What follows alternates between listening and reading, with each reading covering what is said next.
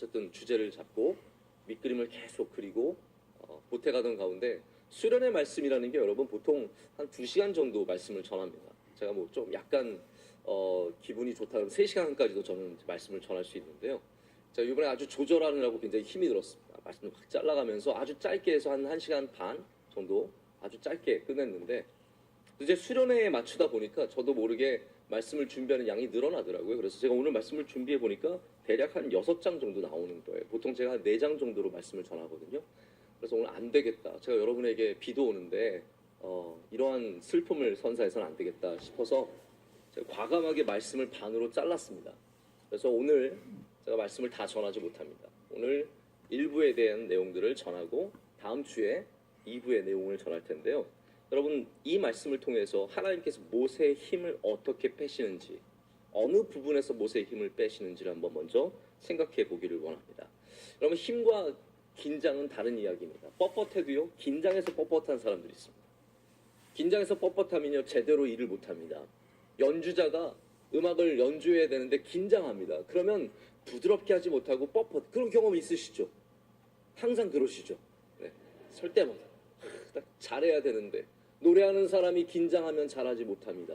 설교자도 마찬가지입니다. 설교자가 긴장하고 딱 올라왔는데 교인들이 다 날 노려보고 있다. 그럼 긴장감이 딱 들어서면서 말이 나오지 않습니다. 얼마나 힘든지 모릅니다. 여러분 긴장은 풀어야 합니다. 할렐루야. 긴장은 풀어야 내 실력을 보여줄 수 있고 내가 준비한 곳을 그 이상을 보여줄 수 있습니다. 힘도 마찬가지입니다. 여러분 힘도 풀어야 합니다. 힘이 들어갈 때가 많습니다. 우리가 교만해질 때가 많고 내가 가지고 있는 것이 너무 많아서 나를 채우고 있는 것이 너무 많아서 너무 힘이 많아져서 세져서 굳어질 때가 있습니다. 여러분 긴장하면 그래도 실수하고 마는 것이죠. 힘이 들어가면 무엇이 문제입니까? 하나님께서 쓰시지 않는다는 문제가 있다.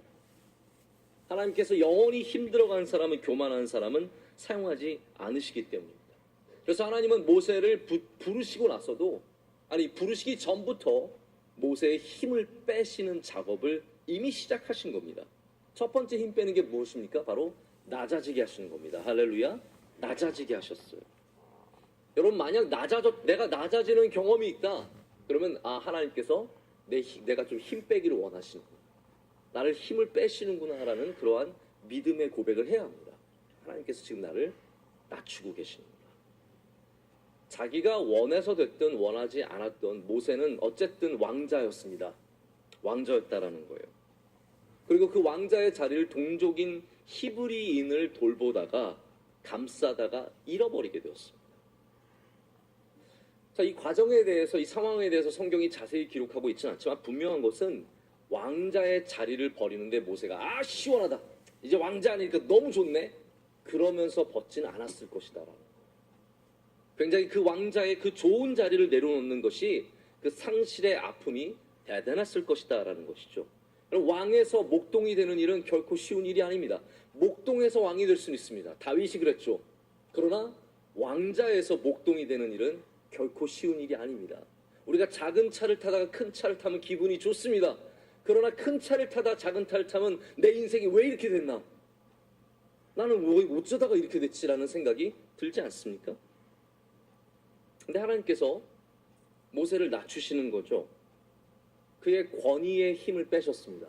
모세는 누구와 이야기했습니까? 공주와 이야기했고 왕과 이야기했고 왕자들과 이야기했고 궁중의 대신들과 이야기했고 교수들과 얘기했습니다. 그런데 이제 그는 40년 동안 양과 대화하면서 살았습니다. 그의 대화의 상대가 달라졌습니다. 살아가는 삶의 장소가 달라졌습니다. 저는 이해가 가요. 모세가 나는 입이 둔한 자입니다 라고 고백하는 게 이해가 갑니다. 왜냐하면 40년 동안 그가 고작 한 말이 뭐겠습니까?